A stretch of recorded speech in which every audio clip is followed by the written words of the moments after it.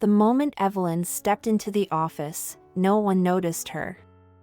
She moved quietly, pushing her cleaning cart with steady hands, her dark green uniform blending into the background.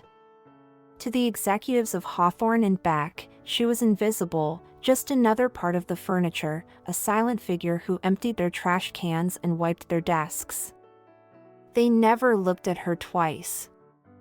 But what they didn't know, what none of them could have possibly imagined, was that the woman they ignored, the woman they mocked, was the most powerful person in the room. Evelyn had spent over 10 years working in this company. 10 years of overhearing their cruel jokes, their whispered insults, their dismissive sighs whenever she stepped into a room. She had learned to keep her head down, to let their words roll off her back like raindrops on glass. "She's just a cleaning lady," someone muttered just last week as she stood outside a meeting room, waiting for them to leave so she could do her job. "She's not even doing anything right now," another voice had scoffed. Evelyn heard it all. But she never reacted. She never gave them the satisfaction of knowing their words had any effect on her. Because Evelyn had a secret. A secret that could shake the entire company to its core. But she wasn't impulsive. She wasn't the kind of person to let anger control her. Instead, she observed. She listened. She waited. And today was the day everything changed. The office was already buzzing with the early morning rush. Executives rushed from one meeting to the next, talking about big deals and promotions, laughing about expensive dinners and weekend golf trips. No one spared a glance at the cleaning lady as she polished the glass doors to perfection. No one acknowledged the way she carefully arranged the clutter on their desks, straightened their chairs, and vacuumed the thick carpets of the lobby. But Evelyn wasn't paying attention to their indifference.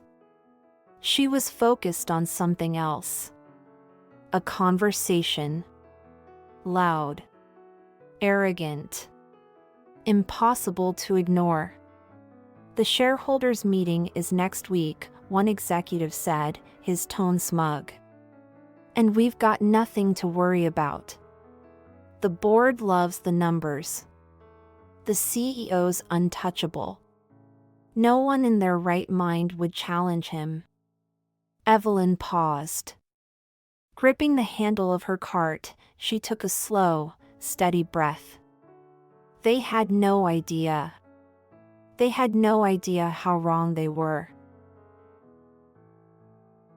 Hawthorne and Beck was a name that commanded respect in the corporate world. A towering glass building in the heart of Dallas, Texas, its sleek exterior was often featured in business magazines as a symbol of success and power. Inside, however, the reality was far less glamorous. The company thrived on ruthlessness. It was a place where the higher you climbed, the less you cared about those below you. Executives who knew how to play the game, who talked big, manipulated numbers, and took credit for others' work, were the ones who thrived. The real talent? The people who worked tirelessly behind the scenes? They were nothing more than stepping stones. Evelyn had spent nearly a decade inside these walls, watching it all unfold. She saw the promotions given to the loudest voices, not the smartest minds. She saw backroom deals, unethical business moves, and quiet cover-ups. And she saw how the company treated people like her, the invisible workers who made sure the office functioned but were treated as if they didn't exist. And at the top of it all, Alan Greaves, the CEO, the king of Hawthorne and Beck. Alan Greaves was a man who commanded respect through fear. Tall, with sharp features and an even sharper tongue, he had built his reputation on intimidation. His voice boomed in meetings, his words cut through conversations like a knife. He wasn't just powerful, he was untouchable. To Alan, success was the only thing that mattered. People? They were tools, used when needed, discarded when they weren't. Evelyn had overheard him talk about employees as if they were nothing more than numbers on a spreadsheet. She's still here? Alan had once sneered about one of the older secretaries. Why haven't we retired her yet? It's not like she's adding value. It wasn't just words. Hawthorne and Beck was filled with dirty secrets, secrets that Evelyn had quietly collected over the years. Bonuses were slashed for lower-level employees, even as executives celebrated record-breaking profits with expensive vacations. Expense reports were inflated, money quietly funneled into private accounts. And when an employee tried to speak up, they were silenced, either fired or forced into resignation with hush money. The cleaning staff, Evelyn included, suffered the most. She had seen her coworkers in tears, humiliated over the smallest mistakes. She had watched as paychecks stagnated even as workloads increased. And, of course, there was the constant dismissal of their existence, the way employees avoided eye contact, spoke down to them, or ignored them entirely. One particular moment still burned in Evelyn's memory. A young intern had accidentally spilled coffee on the marble floor near Alan's office. The intern froze, terrified, as Alan rounded the corner. "Are you kidding me?" Alan snapped. His piercing gaze landed on Evelyn, who had just walked by with her mop and bucket. "Clean this up," he barked at her, as if the accident had been her fault. She said nothing. She didn't need to. The intern stammered out an apology, but Alan waved him off like an insect. To him, people like Evelyn, people like that intern, were nothing more than background noise. It had always been this way. And Evelyn had accepted it until now. Because now, she had the power to change everything. And soon, Alan Greaves would realize that the woman he had spent years ignoring was about to end his reign. Evelyn had spent years watching, listening, and waiting. She knew every corrupt deal, every unethical practice, and every cruel decision made in the offices of Hawthorne and Beck. She had seen promotions handed out over drinks, while the real talent was left behind. She had watched employees fired for speaking the truth, while those who lied and manipulated thrived. But Evelyn wasn't just observing. She was taking notes. For nearly a decade, she had worked in the background, unseen but ever present. No one noticed a cleaning lady, which meant no one cared if she overheard conversations or saw confidential documents left on desks. She learned who was stealing from the company, who was covering up failures, and most importantly, who was loyal to Alan Greaves and who secretly despised him.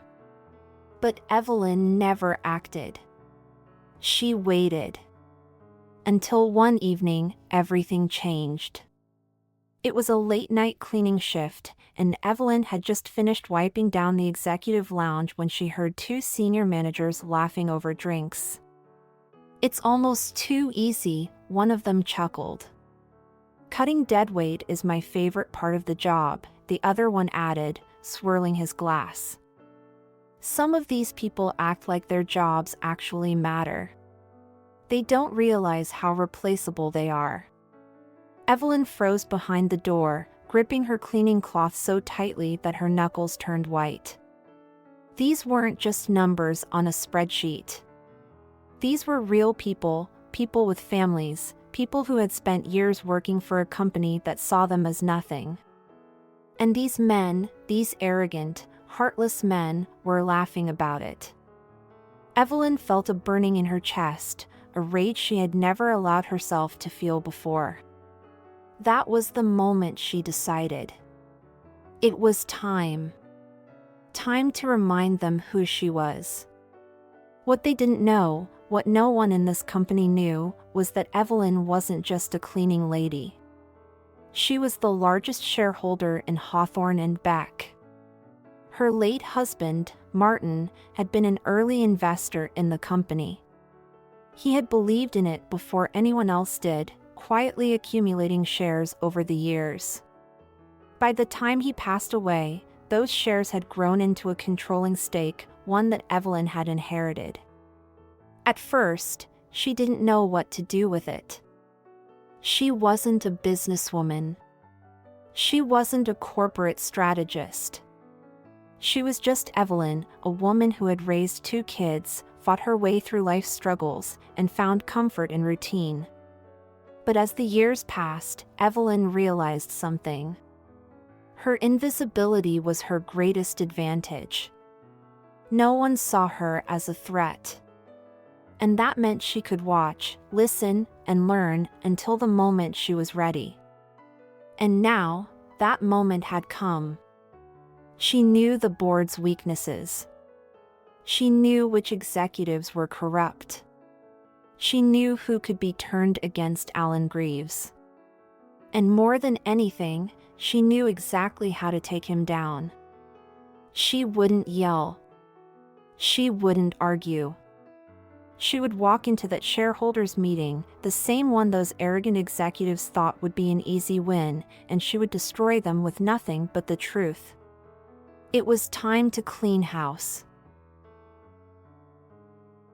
Evelyn knew that one moment of power wasn't enough. She needed a plan. A strong, calculated plan. She had the shares. She had the knowledge.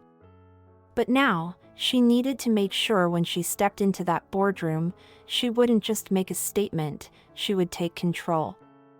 Her first step? Understanding the battlefield. She spent the next few days gathering every bit of corporate intelligence she had absorbed over the years. The financial reports executives left behind, the shady deals she overheard, the underpaid employees who had confided in her. She studied the company's hierarchy, financials, and internal politics. She needed to know who was truly in charge and who could be swayed. Alan Greaves had built his empire on fear and loyalty, but Evelyn knew something he didn't. Loyalty disappears when power shifts. She started with the board members. Not all of them liked Alan. Some had disagreements with his leadership, but they never dared to challenge him. Others were blindly loyal, believing in his ruthless philosophy. And then, there were the neutral ones, the board members who only cared about profits. They were the ones Evelyn needed. They didn't care about power struggles. They cared about money. And Evelyn? She had proof that Alan's leadership was costing them money. She quietly reached out to a few key members, scheduling private meetings. She told them she was an anonymous shareholder who had serious concerns about the company's future. She sent them documents, evidence of financial mismanagement, unethical practices, and employee dissatisfaction. She planted the seeds of doubt. By the time the shareholders' meeting arrived, some of them would no longer see Alan Greaves as invincible. Evelyn wasn't going to just challenge Alan, she was going to expose him. She gathered proof of embezzlement, illegal firings, and misallocated funds. She collected employee testimonials, stories of people who had been silenced, bullied, or fired unjustly. She even found evidence of falsified earnings reports, numbers that painted a false picture of success to investors. Alan had built his empire on lies. Evelyn was going to tear it down with the truth. The night before the shareholders' meeting, Evelyn stood in front of the mirror in her small apartment. She didn't see a cleaning lady anymore. She saw a woman who held the fate of an entire company in her hands. For 10 years, they had ignored her. For 10 years, they had laughed at her, dismissed her, treated her like she was nothing. Tomorrow, when she walked into that boardroom, they would see her for who she really was. Not Evelyn the cleaner. Evelyn, the most powerful person in the company. And Alan Greaves? He wouldn't see it coming. The morning of the shareholders' meeting, Evelyn walked through the doors of Hawthorne and Beck as she had done for the last 10 years. But today was different.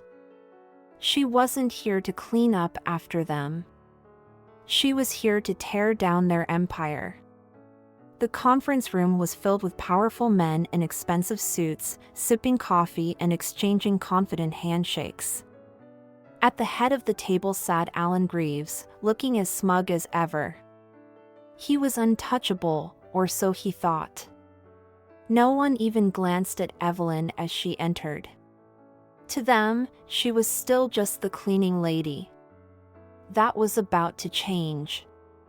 As the meeting began, Alan cleared his throat and smirked. "Let's get this over with, shall we?" he said. He ran through financial reports, painting a false picture of success, using numbers Evelyn knew were manipulated. The board members nodded along, as they always did. Then came the moment they weren't expecting. Before we continue, a voice rang out. "Evelyn." Silence fell over the room. Heads turned. Confused glances were exchanged. Alan frowned, his annoyance obvious. "Excuse me, but this is a private meeting. Cleaners are not supposed to be in here." Evelyn stepped forward, placing a stack of documents on the table. "You're right, Alan. Cleaners don't belong in this room. But shareholders do." She reached into her pocket and pulled out a folder, her proof of ownership. Gasps echoed across the room. The neutral board members, the ones she had contacted, leaned forward, suddenly very interested. Alan, however, laughed. "You expect us to believe that?" he scoffed. Evelyn slid the documents across the table. "Believe it." One of the senior board members picked up the papers, his eyes scanning the contents. His expression darkened. "She's telling the truth," he said slowly. "Evelyn owns the controlling shares of Hawthorne and Beck." The room erupted into whispers. Alan's face drained of color. For the first time in his career, he was no longer the most powerful man in the room. But Evelyn wasn't done. She pulled out another folder, this one filled with proof of Alan's corruption. "You've stolen from this company for years," she said, her voice calm but firm. She laid out the evidence: embezzlement, fraudulent expense reports, unethical firings. Alan tried to interrupt, but she raised a hand. "No, Alan. You had your turn. Now it's mine." She turned to the board. This company isn't failing because of the employees. It's failing because of him. One by one, she presented testimonials from employees, people who had been silenced, underpaid, or pushed out. She could see the expressions shifting around the room. The board members who had been on the fence now looked furious. They had believed Alan's lies for too long. And now? They wanted him gone. Alan slammed his fists on the table. "This is ridiculous. You think the board will listen to you? A cleaning lady?" Evelyn smiled. "No, Alan. They'll listen to the largest shareholder of this company." A vote was called. It took less than 5 minutes. Alan Greaves was officially removed as CEO. He sat in stunned silence as security entered the room. "You can't do this," he muttered. But Evelyn leaned in, her voice barely above a whisper. You should have been nicer to the cleaning staff, Alan. As security escorted him out, the boardroom remained in shocked silence. And Evelyn? She took her seat at the head of the table. Hawthorne and Beck belonged to her now. The silence in the boardroom was deafening. Evelyn sat at the head of the table, looking at the stunned faces of the people who had ignored her for years. They had spent a decade mocking her, dismissing her, treating her like she was nothing. And yet, here she was, the most powerful person in the company. One of the board members finally spoke. "What now?" Evelyn took a deep breath. "Now? We clean house." She wasn't here for revenge. She wasn't here to destroy Hawthorne and Beck. She was here to fix it. The company had been corrupt for too long. It had been run by greed, not by integrity. That was going to change. The firings would start immediately. The toxic leaders, the ones who had exploited their employees, stolen money, and protected Alan's lies, they were all gone. Raises would be given to the people who actually made the company run, the ones who had been ignored and underpaid for years. And most importantly, no one in this company would ever be treated as invisible again. As Evelyn walked out of the boardroom, employees stared in shock. Word had spread. They knew what had happened. One janitor, someone who had worked alongside her for years, smiled. "You did it," he whispered. Evelyn smiled back. "No," she said. "We did." Because true power wasn't about money or titles. It was about knowing your worth.